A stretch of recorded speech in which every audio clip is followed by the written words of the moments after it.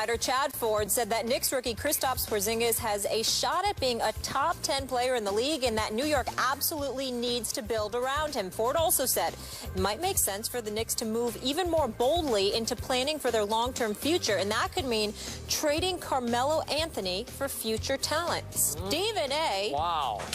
This is a new development. Wowzers, yes. Should the Knicks build around Porzingis? Hell no. Hell no. All right, let me be very, very clear, okay? Because we work with people here.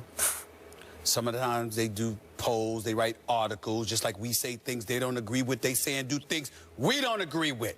Ain't gonna call nobody out. Everybody's entitled to their opinion. I think Porzingis is talented. I think he's got a future. I think he's got a chance. But to trade Carmelo Anthony, their best player, is asinine. That's number one. Number two, and more importantly, you know what really bothers me that no one is seeing the big picture about? Okay. Phil Jackson's being let off the hook. Phil Jackson, when I went off about Porzingis, it was not because he could not play. It was because he was perceived as being a project that would be ready to produce in 3+ years. That was what we were told. I didn't see him. He was playing in Europe. I never saw the guy play. Yeah. What I was saying was, wait a minute. You the $12 million a year man. You ain't come here for no building project. Sam Hinkie's doing that in Philadelphia. You ain't coming. Yeah, I guess sure. We need to look at him. We need to talk about the Philadelphia 76ers. I mean, it's ridiculous. But we'll get into that later. What I'm saying is this. Phil Jackson was brought to New York because he's Phil. Yeah. You are the guy that can sit out there in free agency. If a LaMarcus Aldridge is leaving Portland, he's supposed to be thinking about you because it's Phil. If a Kawhi Leonard was a free agent in San Antonio, even though it was better for him to stay there and all of that stuff, he's supposed to at least consider it because it's you. Greg Monroe is not supposed to go to hell in Milwaukee instead of you. This is what Phil Jackson was brought here for. And the fact that everybody just glosses over it, now that he's getting hired, he gets to sit in the cut, chilling like it's nobody's business, like he's a regular GM making $1.5 to $2 million. This man is getting paid $12 million. And all you got is this, a 5-year plan? Magic, okay. Sorry. No, I'm not buying that. Okay, no. Chad Ford was on record before the draft. The Lakers should have taken Porzingis at number 2, and I think he was right. Well, listen, Porzingis is not 5 years away from being pretty good in this league. He's already pretty good. He might be the rookie of the year this year. I don't think that's saying much. Well, you've got to embrace that. You got to say, well, at least we got that. Well, again, don't get me wrong. Porzingis is, I like what I've seen. Yeah. And I'm not knocking Phil for it in that regard. What I'm saying is, I don't want to hear about a 5-year rebuilding plan. We don't need you at $12 million a year if that's what you're doing. You're supposed to, that's what I work, I can live with that. All right. That's what I want to hear. I want to hear the 5 years. Do I look like I got 5 years? Okay. But I'm seeing I'm seeing Dirk who can play some defense. That's what this kid is. No? Dirk? Yeah. Did you just say Dirk? I did say it. I just said it. Oh, you just insulted Dirk Porzingis is the I didn't insult him. Knicks rookie with at least 3 double-doubles in his first 7 games since 20 Patrick years old. Ewing. He's 7'3" and can move. He better do something. We got to move on. Wes Welker had finally found a place to play, and we'll tell you where it is after the break.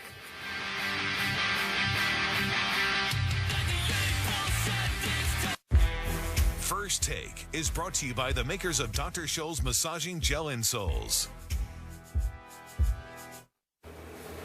Despite his concussion history, the Rams, bless you, have signed Wes Welker. We're having a lot of sneezes. Skip, do you fear for the Rams in terms of Welker's health?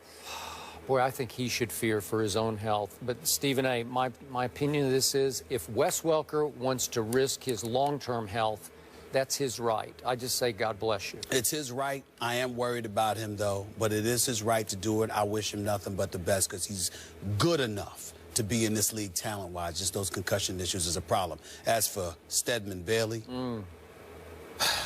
here we go. Give me the camera, please. Oh. Stay off the weed. Sorry I had to say it again. But we can't help ourselves. We're assuming, of course, is, you know, violation of league drug policy, 4 games. What else is there to assume, right? Thanks for joining us. Jeezy's here tomorrow. Can't wait. The Bears get their third victory of the season, defeating the Chargers at Qualcomm 22-19. Philip Rivers threw for 280 yards in the loss, giving him 3,033 for the season. That marks his 10th straight season with at least 3,000 passing yards, tied for the fourth longest streak in NFL history. Pretty impressive. But his team has just 2 wins this season and holds the last spot in the AFC West. Skip, how would you rank Philip Rivers' career? I don't know for sure. This guy baffles me. He's always baffled me. We did a show in Miami around the time LeBron broke through and won his first ring. Remember that, over the Thunder? Mm-hmm. And we had a question in the show about Philip Rivers. It's about which athlete needs to break through now. Who has the most pressure on him? So I'm going back, what is that, 5 years almost now? 4 years? And I picked Philip Rivers. He needs to validate his sort of top 10 ranking as a top 10 or even top 5 quarterback statistically with something big in the playoffs, a big playoff run. And the only way I can rank him is to compare him to your guy Eli Manning, because we have to go all the way back to how this started, right? 2004 draft. Okay, Eli says, nope.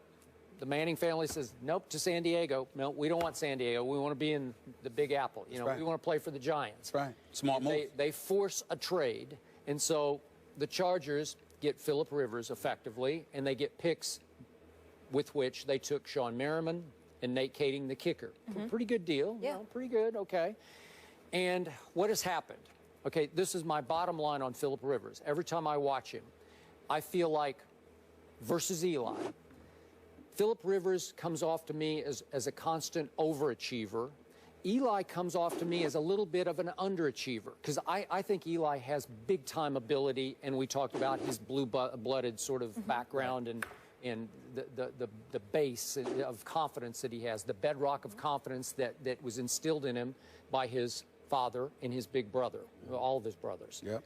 And in Philip Rivers, I always see a guy who comes across as a hard luck loser to me. He's always like, it's just, I'm so close, but in the end, I'm a hard luck loser.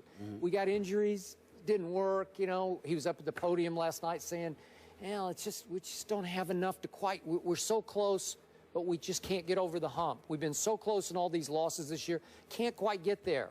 And Eli has been the occasionally lucky winner. But mostly, when we look at Eli's career, he's got 2 rings, and that's all anybody really cares about is, and I think they were like near miraculous playoff runs, but I got to give it up, because he's got those 2 rings, right? He shows, okay, in the Gatorade commercial, 2 rings. Okay, great. I'm impressed. Philip Rivers got none. And it's starting to feel like he's 33, almost 34. Eli's now 34, going on 35. But it's starting to feel like Rivers is always going to be a little bit of a hard luck loser. He's got talent. He's got the quirky motion that he never could quite get rid of. But he still comes across as something of a gutsy gamer overachiever, while Eli can be beautiful to watch. When he gets in rhythm, he looks like a top 5 quarterback. He looks like the prototypical NFL franchise quarterback to me, Eli Manning. I mean, nobody throws a prettier deep ball, or when he gets in rhythm. Now, he'll throw picks, but man, when he gets going, there's nobody who scares me more to root against him than Eli Manning.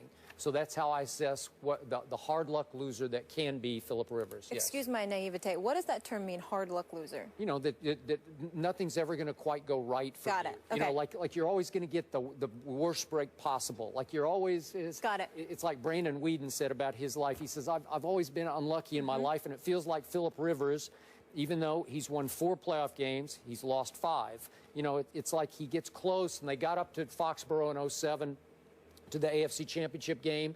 And then I'm not sure what happened to LaDainian Tomlinson, but he got into it with North Turner, and they had some conflict going on, and it just wasn't quite right. And it was Tom Brady, and that's as close as you're ever going to get. And then Tom Brady went on to lose to Eli in the Super Bowl. What has made the Giants successful is not just the requisite abilities of an Eli Manning. It's the continuity that they've blessed him to have with Tom Coughlin. Yep.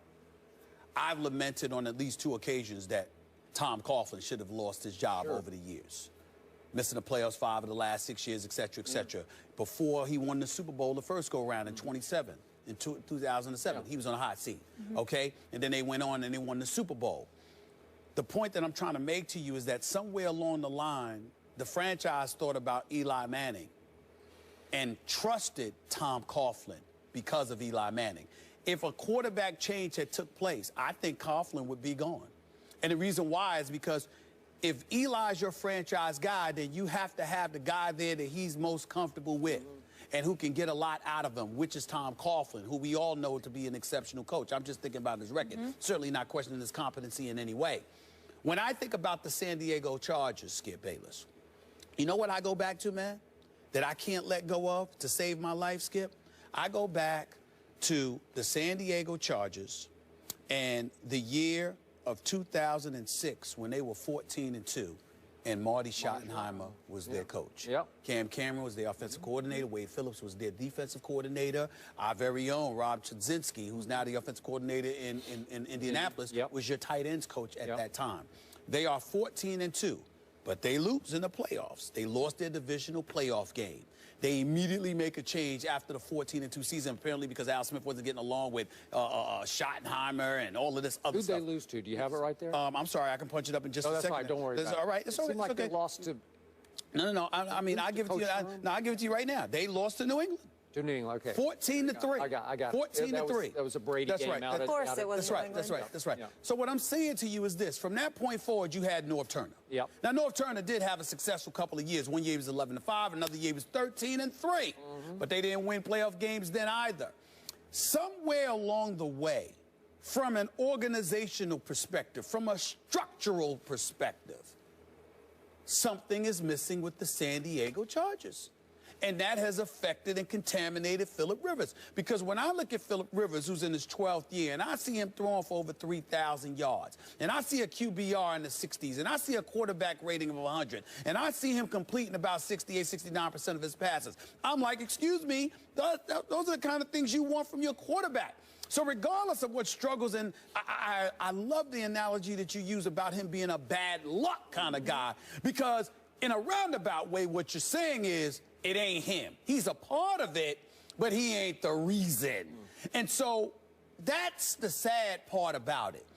He's wasting away in San Diego. I know he's got, I mean, him and his wonderful wife just had, what, their 8th child, I believe? 8. Okay, 8, okay? 8 is enough, I guess. Maybe it is. I don't know. I don't know. That's the name of a television show from a long time ago, who don't remember. Well, that was way before my time. Yeah, you stop it. So here's the deal.